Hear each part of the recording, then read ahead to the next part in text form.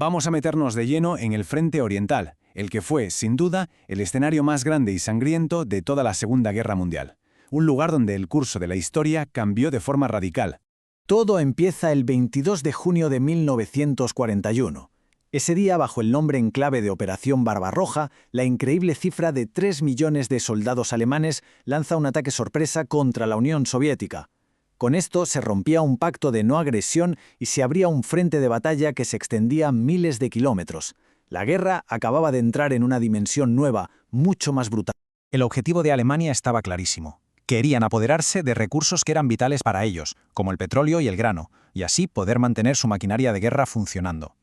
Para conseguirlo, necesitaban una victoria aplastante y, sobre todo, muy rápida.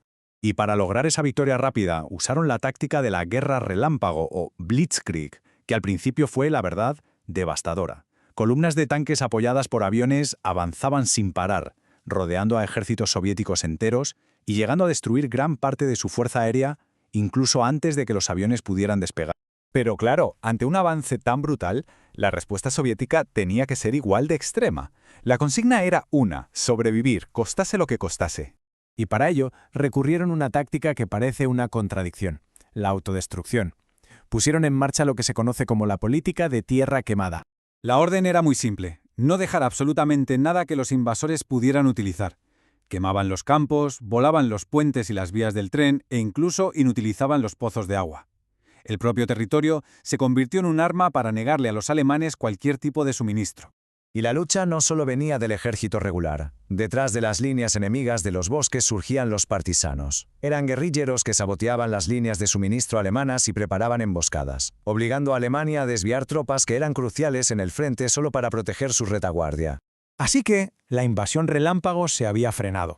Y ahora empezaba algo mucho peor: una brutal guerra de desgaste. Una guerra donde los peores enemigos de Alemania no siempre llevaban uniforme. Un ejemplo tremendo de esto fue la ciudad de Leningrado, que soportó un asedio de 900 días. Aislada del mundo y bombardeada constantemente, su gente sobrevivió con raciones mínimas, pero su resistencia nunca se rompió. Eso sí, a un coste humano terrible: casi 1 millón de civiles perdieron la vida. Y esto nos lleva a una pregunta clave. ¿De verdad puede el clima, por sí solo, detener a un ejército entero? Bueno, pues en Rusia la respuesta es un sí rotundo. El ejército alemán no estaba preparado para el frío. Se enfrentaron al famoso general invierno sin ropa adecuada. El aceite de los motores de sus vehículos se congelaba y, cuando llegaba el deshielo, se quedaban atascados en la Rasputitsa, un barro espesísimo. Mientras tanto, los soviéticos, que estaban totalmente acostumbrados y bien equipados, usaban el clima a su favor. Y entonces, en medio de todo este caos, llegaron 2 batallas que lo cambiaron absolutamente todo. Este es el punto de inflexión de la guerra en el este. Stalingrado. ¿Por qué esta ciudad fue tan decisiva? Pues porque la lucha por este lugar, que además llevaba el nombre de Stalin, se convirtió en una cuestión de prestigio, de vida o muerte para los dos bandos.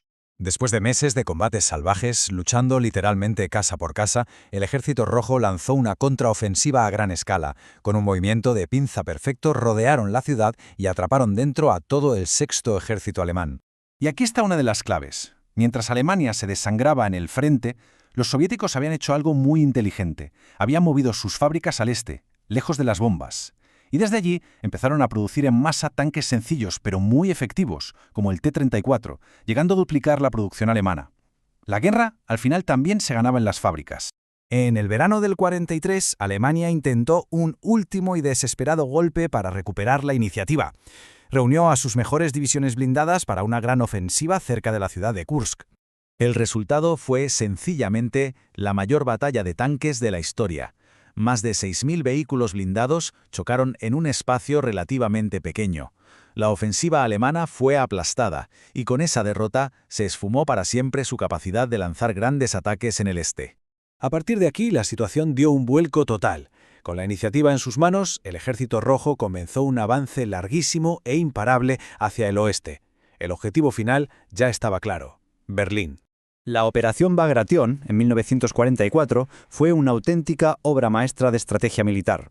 Utilizando el engaño y una fuerza arrolladora, los soviéticos destrozaron por completo al grupo de ejércitos centroalemán, liberaron Bielorrusia y dejaron el camino abierto hacia Polonia. El ritmo del avance soviético era imparable. En cuestión de meses cubrieron cientos y cientos de kilómetros, empujando a los alemanes de vuelta hasta sus propias fronteras. La batalla final por Berlín fue una lucha desesperada y totalmente desigual. Por un lado, millones de soldados del Ejército Rojo. Por el otro, los últimos defensores de la ciudad, una mezcla de soldados veteranos, adolescentes e incluso ancianos reclutados a la fuerza. Finalmente, el 2 de mayo de 1945 se produjo la imagen icónica, la bandera soviética ondeando sobre el Reichstag en ruinas. Ese acto simbólico marcó la derrota definitiva del Tercer Reich. La guerra en Europa por fin había terminado. La escala de la destrucción es algo que cuesta hasta imaginar. Con más de 30 millones de muertos entre militares y civiles, el Frente Oriental fue, y con mucha diferencia, el escenario bélico más costoso de toda la historia de la humanidad. Así que la pregunta final es casi obligada. ¿Cómo pudo un único frente de batalla cambiar el destino del mundo entero? Pues porque el final de la lucha en el Frente Oriental no solo decidió el resultado de la Segunda Guerra Mundial, sino que dio inicio a la Guerra Fría, redefiniendo el mapa político del planeta para los siguientes 50 años.